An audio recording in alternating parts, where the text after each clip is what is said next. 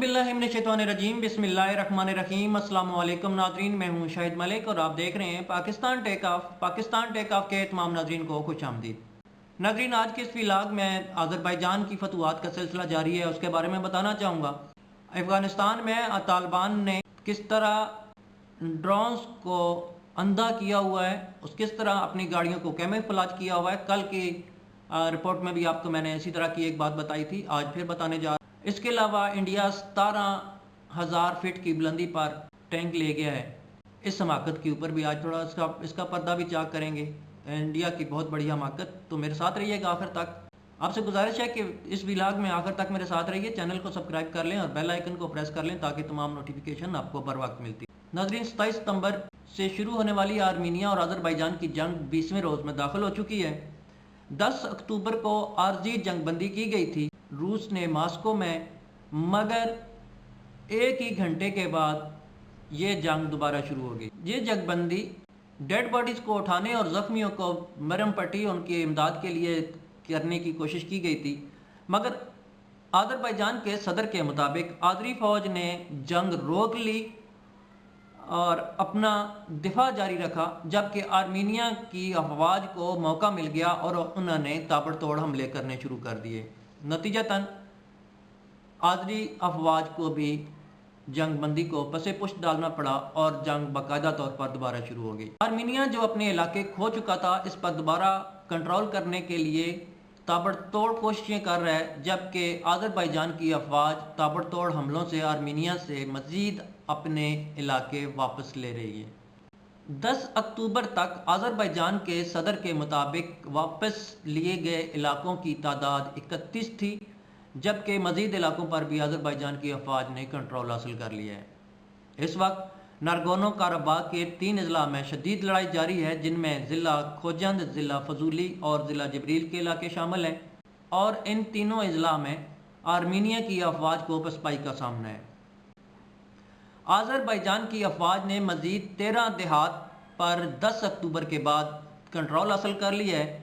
इनमें ज़िला फजूली के गाँव आयरिश, गड़दागली, खटौन, बोदलक और ज़िला जबरील का दोशलू का गाँव शामिल हैं, जबकि ज़िला खोजंद में एडिशे, दोदोजी, एडली, चिरागोज, बल्टान, मेलिक जैनली, कैमरटोक, टेके और तकसीर के इलाके शामिल हैं।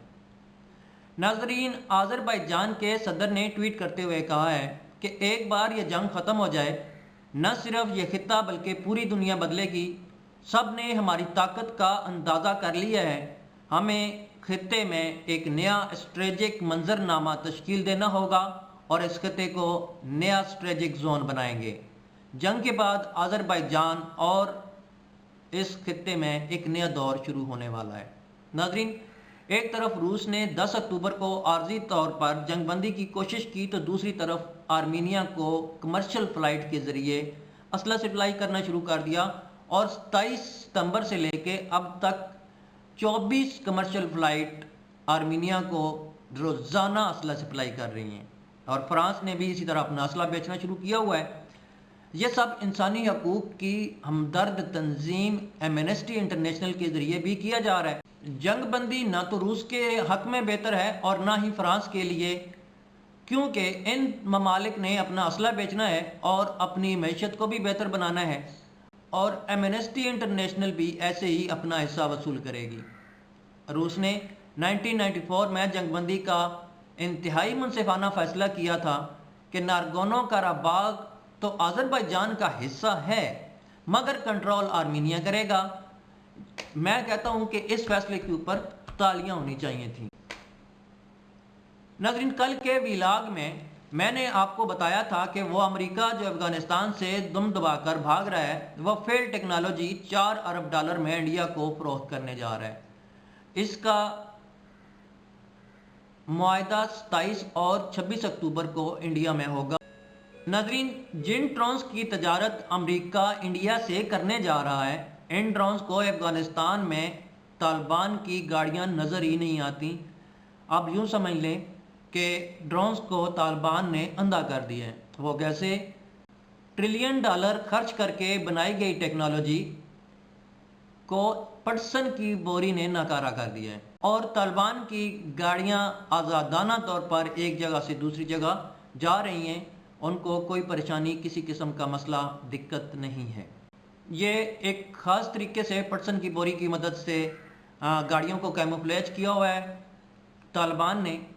یہ طریقہ کار میں آپ کو پھر کبھی بتاؤں گا کسی اگلی ویڈیو میں، یا جیسے ہی افغانستان سے امریکہ نکلتا ہے ممکن ہے کہ ہمیں بھی ان بوریوں کی ضرورت پڑ جائے، کیونکہ جنگ اس خطے میں بھی بالکل سر پر کھڑی ہے، کیونکہ امریکہ انڈیا پر دباؤ ڈال رہا ہے، ڈرا رہا ہے، پھسلا رہا ہے اور اپنا الو سیدھا کر رہا ہے، اپنا اسلحہ بیچنا چاہتا ہے۔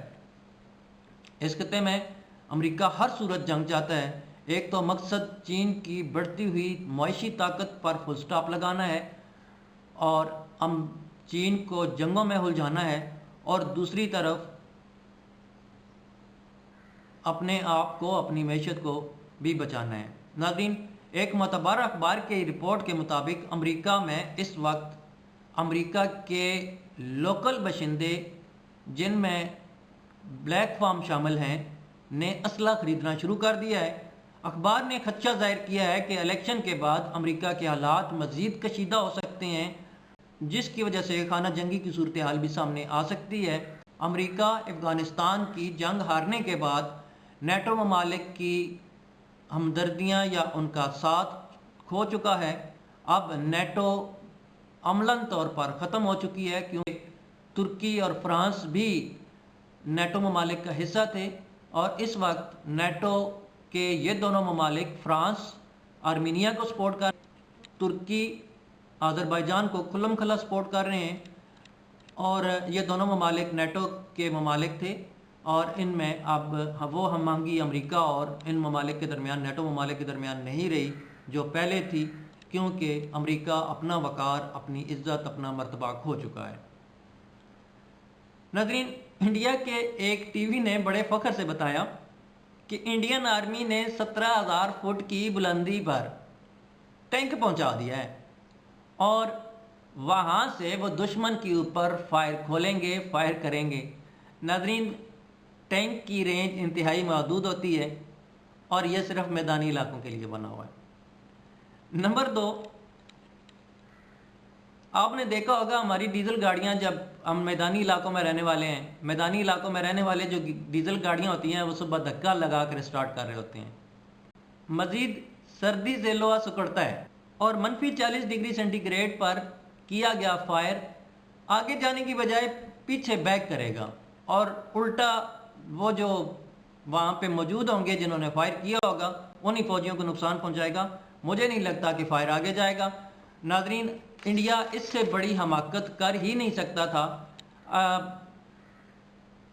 ہاں، انڈیا فائر کر سکتا ہے دشمن پر اگر -40 ڈگری سینٹی گریڈ کے ٹیمپریچر پر ٹینک سٹارٹ ہو گیا تو۔ ناظرین، ڈرون کا کیمرہ الو کی آنکھ پر ریسرچ کر کے بنایا گیا ہے۔ الو کی آنکھ میں ایک خاصیت ہے، ایک تو وہ 180 ڈگری زاویہ پر گھوم سکتی ہے، دیکھ سکتی ہے، دیکھنے کی صلاحیت رکھتی ہے، اور دوسرا وہ بہت دور تک دیکھ سکتی ہے۔ مگر الو کی آنکھ کیا کیا دیکھ سکتی ہے اور کیا کیا نہیں دیکھ سکتی، اس پر ریسرچ کرنا ضروری نہیں تھا، یا شاید ممکن نہیں تھا۔ بہرحال پٹسن کی بوری نے ایک طرف $1 ٹریلین خرچ کی گئی ٹیکنالوجی کو صفر کر دیا ہے، ناکارہ کر دیا ہے، اور دوسری طرف لاکھوں روپے کی گاڑیاں محفوظ بنا دی ہیں یا ناکارہ ہونے سے بچا لی ہیں۔ ناظرین، اگر ابھی تک آپ نے میرے چینل کو سبسکرائب نہیں کیا تو پلیز سبسکرائب کر لیں اور بیل آئیکن کو پریس کر لیں تاکہ تمام نوٹیفیکیشن آپ کو بر وقت ملتی رہیں۔ آپ مجھے فیس بک، انسٹاگرام اور ٹویٹر پر بھی فالو کر سکتے ہیں، لنک نیچے ڈسکرپشن میں ہے۔ اب تک کے لیے اتنا ہی، اجازت دیجیے، ملتے ہیں اگلی کسی ویڈیو میں۔ اللہ حافظ۔ پاکستان زندہ باد، پاکستان پائندہ باد، پاکستان ٹیک آف۔